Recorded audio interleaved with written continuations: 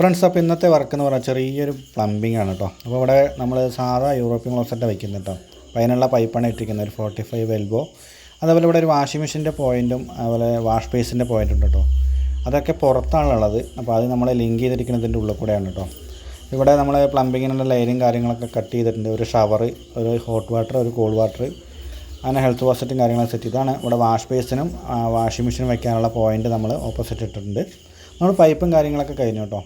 അപ്പോൾ ഇവിടെ CPVCൻ്റെ STR11 പൈപ്പാണ് ഉപയോഗിച്ചിരിക്കുന്നത് കേട്ടോ. അപ്പോൾ നിങ്ങൾക്ക് ഇതിൻ്റെ പോയിൻറ്റും കാര്യങ്ങളൊക്കെ ഞങ്ങൾക്ക് പറഞ്ഞുതരാം, എന്തൊക്കെയാണ് ഏതാണ്. ഇതൊക്കെ നമ്മൾ പോയിരിക്കുന്നത് വാഷിംഗ് മെഷീൻ്റെയാണ്. അതുപോലെ ഇവിടെ ഒരു പൈപ്പ് കാണിച്ചു തരാം. ഇതാണ് ഹോട്ട് വാട്ടറിൻ്റെ പൈപ്പ് കേട്ടോ. അതായത് ഇത് ഷവറിൻ്റെ പൈപ്പ് മേലേക്ക് ഇട്ടിട്ടുണ്ട്. ഇവിടെ നിന്ന് തുടങ്ങാം. നമുക്ക് ഇത് ഒരു ഹോട്ട് വാട്ടറിൻ്റെ പൈപ്പാണ്, ഹീറ്ററിൽ നിന്ന് വരുന്നത്. അപ്പോൾ നമ്മളത് അടിയിൽ കൂടെ കൊടുത്തതുകൊണ്ട് ബെൻഡ്, എക്സ്ട്രാ ക്രോസിങ് ബെൻഡൊന്നും വരില്ല കേട്ടോ. ഇങ്ങനെ കൊടുത്തിട്ട് നേരെ 45 ഇട്ട് കൊടുത്തു കഴിഞ്ഞാൽ നമ്മൾ നേരെ വന്നിട്ട് കൊടുക്കാൻ പറ്റും കേട്ടോ. അപ്പോൾ കോൾഡ് വാട്ടർ അതിൻ്റെ മുകളിലായതുകൊണ്ട് ഇവിടെ ഒരു ടീ ഇട്ടിട്ട് നേരെ പുറത്ത് നമുക്ക് ഇൻലൈറ്റ് കൊടുക്കാൻ പറ്റും.